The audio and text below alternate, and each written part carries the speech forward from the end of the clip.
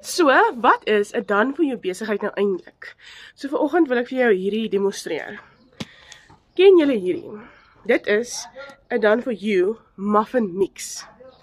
Nou wat jy hier benodig is jou muffin mix wat klaar dan for you is met sy bakpoeiertjies en al. Jy het olie nodig, eiers en water.